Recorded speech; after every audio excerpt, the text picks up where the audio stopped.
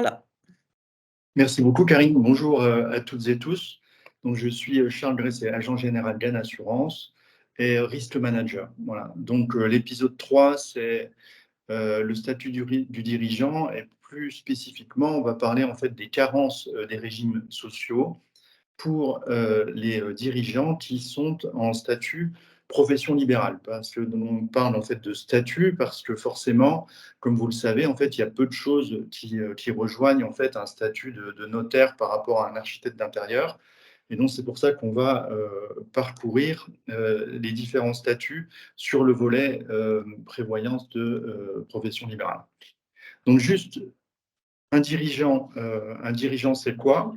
Donc, un dirigeant, en fait, c'est le responsable légal d'une entreprise. Donc, les dirigeants de droit, mandataire social de sociétés de capitaux, ou gérants pour les sociétés à responsabilité limitée. Et ça peut être aussi, en fait, dans certains cas, des dirigeants de fait quand ils ont un lien de subordination dans l'entreprise. Donc, le rôle, en fait, d'un dirigeant, c'est vraiment de veiller à la performance économique de l'entreprise, pour qu'elle réalise ses objectifs, qu'elle puisse en fait subvenir à tous les besoins de l'entreprise et notamment les salariés, et d'autre part de rémunérer aussi le risque des actionnaires en constituant des fonds propres pour pouvoir verser des dividendes. Voilà, pour cette entité.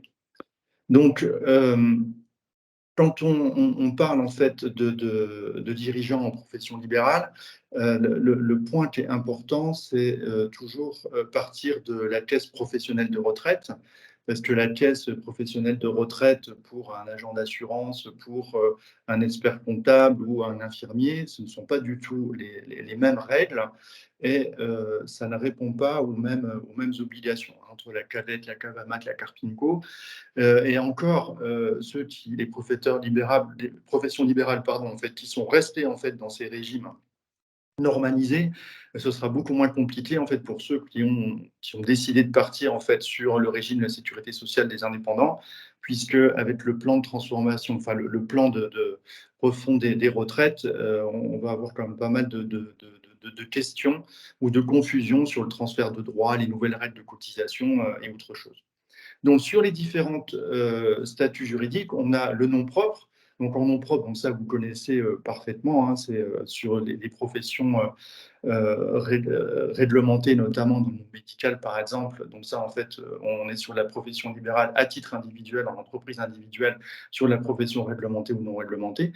Mais ce qui est peut-être plus intéressant, c'est de regarder la partie société, avec la première forme de société qui est la société civile professionnelle qui permet de partager des moyens communs. Et lorsque des professions libérales souhaitent en fait s'associer au sein d'une même structure, elles peuvent constituer une société d'expertise libérale. Donc, à noter que la différence entre une société civile professionnelle et une société d'exercice libérale, c'est que la responsabilité des associés est limitée au montant des apports.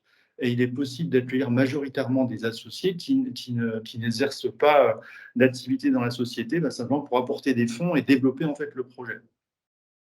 Donc, sur les différentes formes de sociétés d'aide services libérales, certaines viennent en fait du monde de la SARL, c'est la SOLA, d'autres de la société anonyme comme la CELAFA. Mais c'est important de noter, c'est que là, en fait, on reste sur des statuts travailleurs non salariés. Euh, et donc, toutes les règles en fait, qu'on va développer ensuite par rapport à ce statut. Et enfin, les deux sociétés qu'on a à côté, c'est le cas où CELAS, en fait, c'est vraiment des sociétés qui permettent d'avoir un statut TNS ou assimilé salarié. Et c'est ça, en fait, qu'il faut retenir de ce modèle société, soit TNS. Et si on veut vraiment faire de l'assimilé salarié, il faut partir, en fait, sur ce type d'entreprise. Là, on évoque un autre sujet une fois qu'on a décidé du projet, de la structure juridique en fait pour accueillir le projet. Pour ceux qui étaient salariés avant, ils vont se lancer en fait dans le grand bain de l'entrepreneuriat et en tant qu'expert comptable et avec votre partenaire assureur, là il y a un vrai sujet clé qui est est-ce que le projet va se réaliser dans la continuité de son activité ou est-ce qu'il va y avoir une discontinuité? Et dans le cas d'une discontinuité, il faut savoir qu'il n'y a plus aucune portabilité de droit. la personne, l'entrepreneur, en fait, repart à zéro et c'est en cas d'arrêt de travail ou voire quelque chose de plus grave, il n'a absolument aucune couverture et là, il y a un vrai devoir de conseil, en fait, pour accompagner, en fait, les créateurs d'entreprises à ce moment-là de l'entreprise pour leur proposer des bonnes couvertures parce que sinon, en fait, ils n'ont absolument rien. Donc le point clé, c'est est-ce que je suis dans la continuité de mon activité salariée ou est-ce qu'il y a vraiment une rupture avec une discontinuité? Et là, en fait, il faut vraiment les accompagner sur des couvertures prévoyance. La partie retraite de la profession, libérale, donc, bon, bah, on sait que les cotisations en tant que salarié sont beaucoup plus importantes. Elles sont de l'ordre de 35. Pourquoi?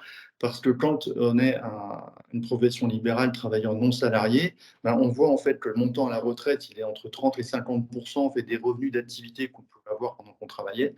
Donc il est urgent de traiter aussi le phénomène de la retraite et donc il existe, des solutions, notamment avec des conteneurs fiscaux comme la loi Madelin qui permettent, tout en défiscalisant en fait le montant des cotisations de l'entreprise, de prévoir en fait la retraite pour le dirigeant d'entreprise. Donc prenons un exemple, donc là on passe aussi sur un autre volet, hein, qui est l'incapacité, temporaire, on va dire, hein, dans un c'est un arrêt de travail. Donc avec, ben, un expert comptable qui a un revenu annuel de 70 000 € en 2022, mais sur la moyenne des 3 dernières années, c'est 50 000 € et on voit que, sur la période de quatrième à 90 jours, on a quand même une perte on a en fait une rémunération par le régime obligatoire qui est de l'ordre de, beaucoup moins de la moitié que ce que touchait en fait notre expert comptable en fait dans son activité tous les jours. À partir du 91e jour, en fait, donc ça c'est le régime qui veut ça, on est à la moitié en fait de la rémunération. Donc on voit là en rouge les manques à gagner qui sont importants. Aussi bien en fait dans la phase jusqu'à 90 jours et au-delà de 90 jours jusqu'à 3 ans, parce qu'après après 3 ans, on verra en fait qu'on change de statut. Et donc, il est important en fait de proposer aux experts comptables en fait des régimes en fait qui vont les accompagner en cas d'arrêt de travail.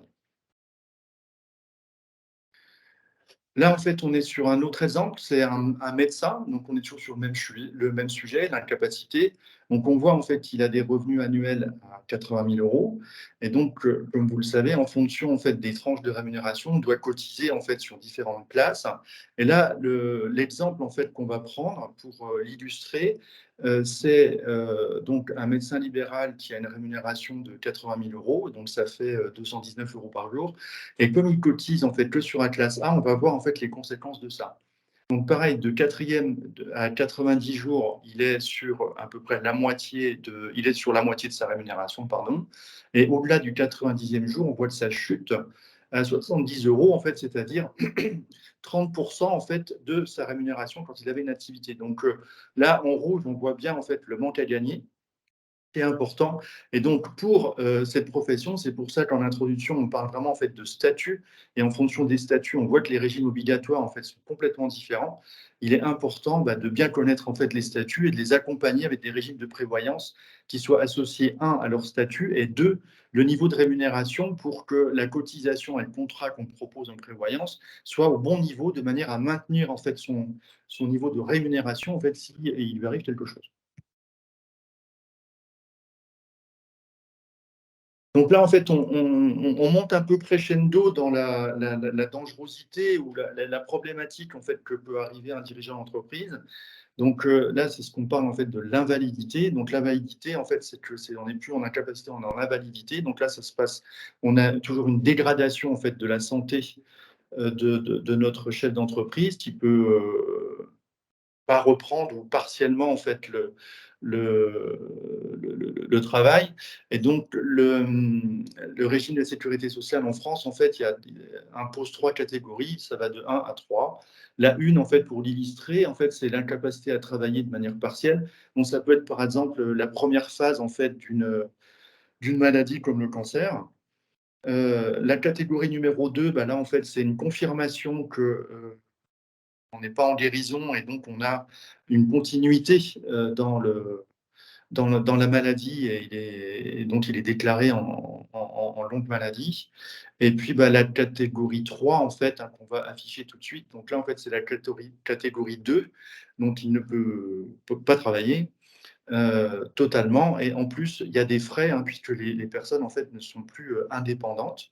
Donc elles deviennent dépendantes et donc de là, on doit monter, en fait, des programmes de prévoyance qui puissent, anticiper ou prévoir, en fait, ce type d'invalidité, en fonction des, différentes, catégories qu'on a résumées, là. Donc on continue notre exemple, donc là, on est sur l'expert comptable. Donc on voit en fait que, sa rémunération était toujours en fait sur la base 70 000 €. Ça, c'est juste pour avoir une continuité par rapport à quand il était en incapacité. Donc là, on voit en invalidité que les manques à gagner, bah, se confirment. C'est-à-dire que il a un état de santé en fait qui se dégrade et en plus, les niveaux de rémunération pour survenir en fait aux besoins de la famille, mais aussi professionnels, on voit que c'est de plus en plus, compliqué. Donc là, on a un vrai rôle en fait d'accompagnement du chef d'entreprise pour, prévoir en fait le pire en fait au niveau médical, pour qu'on puisse ensemble, par rapport en fait au niveau de revenus qu'il a pour subvenir aux besoins de la famille, bah, lui trouver en fait le bon programme en fonction de son statut. Le deuxième exemple en fait qu'on a derrière, en fait, bon, ça reprend en fait les mêmes idées de fond, sauf que là, on est sur le médecin et on voit que le médecin, le statut en fait du mé de la profession libérale médicale, c'est encore plus aggravant puisque, pendant l'invalidité partielle, hein, c'est la catégorie 1 qu'on a décrit tout à l'heure, on est sur, à peu près, 15 pardon, 15 de son activité en rémunération et on voit qu'en invalidité totale, quand il passe s'il passe en catégorie 2, là, on est sur, 30. Donc il manque quand même, bah, toute la partie rouge, pour qu'il puisse, subvenir aux besoins de la famille. Donc un dernier volet, dont on parle aussi en fait pour, la profession libérale, donc ça s'adresse, pour les professions, enfin pour les travailleurs non salariés, non réglementés, hein, ceux qui sont dans les travailleurs non salariés, dans les professions réglementées, on ne peut pas leur proposer ce dont on va parler, c'est-à-dire le risque de perte d'emploi.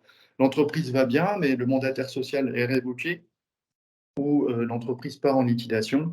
Bon, ben, le temps en fait que le dirigeant d'entreprise puisse se retourner pour recréer quelque chose ou trouver en fait un emploi en tant que salarié, ben ça lui permet d'avoir les mêmes droits qu'un salarié à Pôle emploi. Donc c'est une assurance perte d'emploi qu'on peut proposer en fait aux dirigeants d'entreprise, qui portent un mandat social ou qui est gérant en fait d'une société.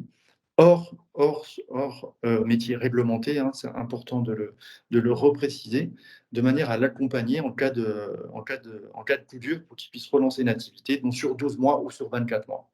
Voilà, on voulait finir en fait sur ce volet de la perte d'emploi pour couvrir un peu tout ce qu'on peut proposer à, une profession, libérale, travailleur non salarié. Je vous remercie beaucoup.